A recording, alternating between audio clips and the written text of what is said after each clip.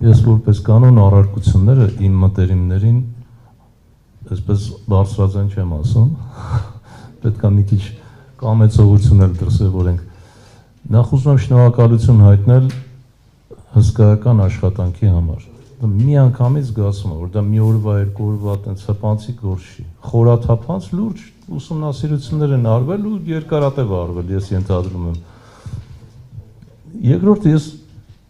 իբրև սկզբունք ուզում եմ, որ մենք այստեղ նստածներս եւ գաղափարակիցները, ովքեր մեզ ունկնդրում կամ ակնդրում են, որդեգրեն մի կարևոր սկզբունք՝ թիմակիցներին չհարվածել։ Մենք շատ կարող ենք գիտունիկություն անել եւ ասել, տեսեք, ես ավելի այսպես կնայի, այնպես։ Մենք հիմա գտնվում ենք առաջնագծում եւ պիտի շատ հստակ հասկանանք, մենք իրար հետ ենք, թե մենք այն թևում ենք գտնվում։ Շատ հստակ առաջնագծում ենք գտնվում։ Եվ այս իմաստով, եթե կարող ենք օգնել, օգնենք, եթե չենք կարող, քաջ չշպրտենք։ Ով որ քաշ շպրտեց, միանշանակ ինձ համար այնտեղ է, այն ճամբարում է, որը արդեն մի քանի անգամ իրեն ապացուցել է, ով է, ինչա եւ այլ եւ այլ։ Ուրեմն սա իբրև սկզբունք եմ ասում եւ ձեռնպահ եմ մնալու ասելու մարդիկ կան, որ ասում են, գիտեք, ես այս ինչ թվականին էս էի ասել եւ այլ։ Ես անկեղծորեն իմ շատ լավ բարեկամն է պարոն Մելքումյանը 1999 թվականին նոր տնտեսական քաղաքականության ուրվագծեր գիրք եմ լույս ընծայել, բայց ես երբեք ինչ չեմ կարող վերագրել, տեսեք ես ինչ գաղափար ունեի, ոչ, ես ընդհակառակը շնորհակալ եմ, որ այդ գաղափարը հիմա շարունակվում է եւ ավելի նոր դրսևորումներով այսօրվա մարտահրավերներին համահունչ լուծումներ առաջարկում։ Չենք կարող 99 թվականին ասենք, այդ լուծումը այսօր միգուցե որոշ բաներ ես սիրով դա կծառայեցնեմ ընդհանուր գործին։ Եթե թույլ կտաք, շատ համառոտ անդրադառնամ որոշ դրույթների։ Շատ լավ կապը նշվեց եւ ես կողմնակից եմ, որ առաջանցիկ ինդեքսավորում տեղի ունենա, ուզում եմ այս առումով հիշել Չիլիում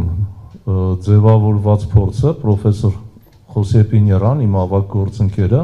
որը հետո դարձավ նախարար սոցիալական հարցերի, այդ պարտադիր կենսաթոշակային համակարգի հայրն է։ Ամբողջ հիմքում դրա մի գաղափար կա՝ քաջալերել խնայողությունները, որոնց տոկոսադրույքը պետք է ավելին լինի, քան ինֆլյացիան, որպեսզի իմաստ ունենա։ Այդ խնայողությունները գնում են ներդրումների հաշվին աճում է տնտեսությունը, այսինքն այստեղ եւ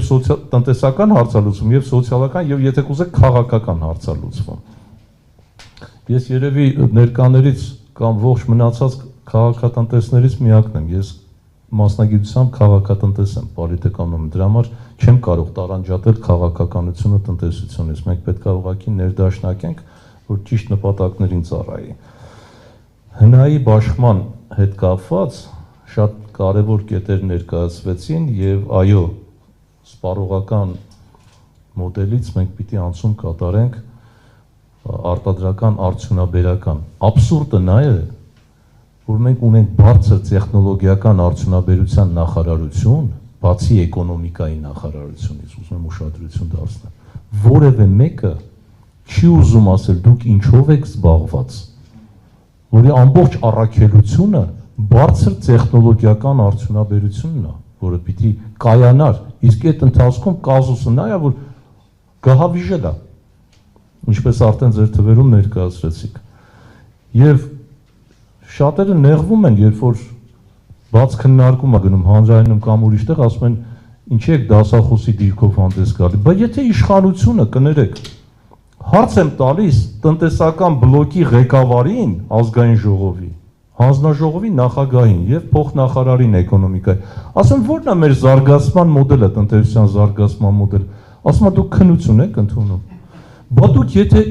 այդ մակարդակով ուզում եք տնտեսություն ղեկավարել եւ զլանում եք կարդալ սահմանադրության համապատասխան հոդվածը, որտեղ հստակ գրած է, որ դա մեր մոդելը ազգային, Դրա համար էլ որ ոտքից արթնանում են արհեստավարժությունը առաջին հերթին պետքա լինի։ Եվ դրա համար տարիների ընթացքում մենք չունենք նույնիսկ ձևավորված կառուցվածք չունենք տնտեսության համախառն ներքին արդյունքի։ Իսկ սա մեզ հուշում է, որ պետքա շատ կոնկրետ ձևակերպել առաջնահերթությունները։ Տեսեք, առաջնահերթությունները եթե ձևակերպվում են, կենսաթոշակները գալիս ընկնում են իրանց տեղը։ Բարձրանալու առաջնահերթությունը չի կարող գնալ ընկնել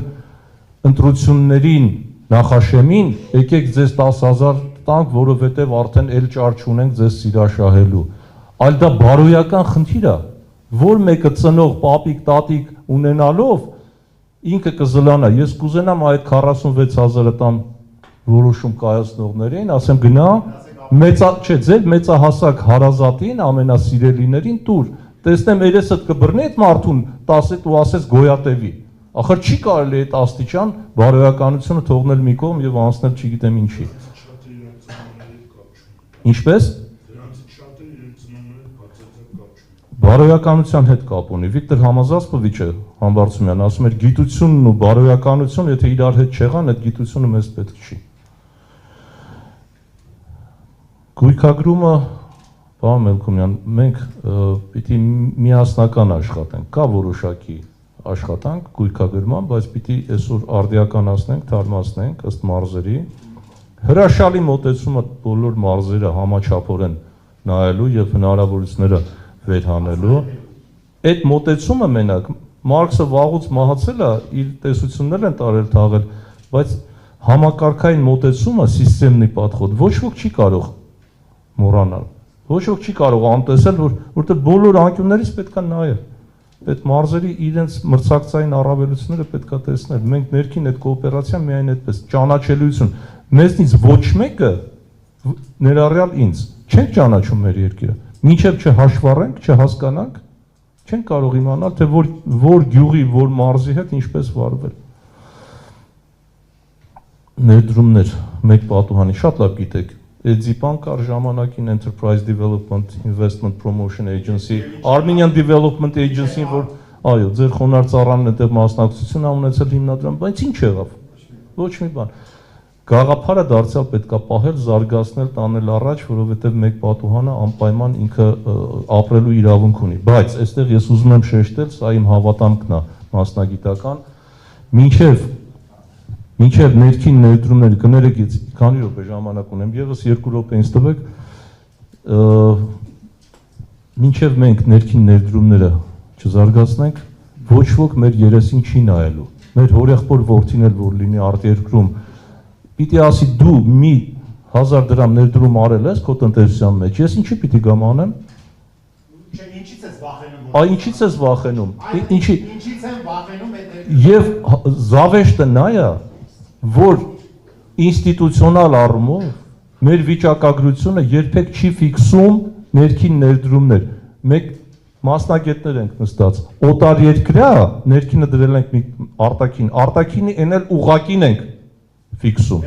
Պորտֆելայինի մասին էլ չենք խոսում, այսինքն անգրագիտությունը պիտի սահման ունենա, էլի, գոնե նշեք, ասեք այսքան է, նվազել, լավ 0 է, բայց այս վիճակագրությունը պիտի ունենանք։ Չի կարելի մենակ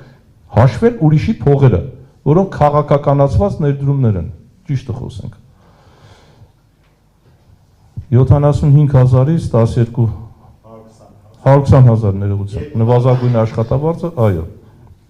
Բնականաբար ես ենթադրում եմ, որ սա հետևանք պիտի լինի արտադրողականության բարձրացման, արդյունավետության բարձրացման, կենսաթոշակային շեմի մասին ասվեց, փոքր միջին ձեռնարկատիրության մասով հաշվառելիություն։ Խնդրում եմ հետևողական լինենք միասին, փոքրը տարանջատենք։ Մենք եթե չտարանջատեցինք, լղոզված չի լինելու եւ մենք տեսեք, պատկերավոր ասած կաթիլային ոռոգման նման միկրոբիզնեսի կողքը պիտի լինենք, ինքնազբաղվածության կողքը պիտի լինենք, անհատ ձեռներության կողքը պիտի աճեցնենք կաթիլայինի պես, բերենք հասցնենք միկրոն ուղակի փոքրից հետ անենք միջինի, այն ժամանակ մտցնենք լարիվ դաշտ եւ կարող ենք ժամկետ սահմանել, պարոն Մելքումյան։ ասենք ես 5 տարին, այս էլ մեր աջակցությունը, եթե դու չես հասնում այդ 5 տարում որոշակի ինչ-որ ձեռքբերումների, ուրեմն ներողություն դու գործուն ես անելու այդ բիզնեսում, դուրս արի գնաց զբաղվի չգիտեմ ինչով։ Մի քիչ միգուցե կոպիտ է հնչում, բայց այդպես։ Գազի էլեկտրաէներգիայի գինը ես փորձեցի ռեպլիկի միջոցով ասել։ 20 տարի ես ասում եմ տեղ ունի իջեցման, սահմանի վրայի գինը, սպառման գինը,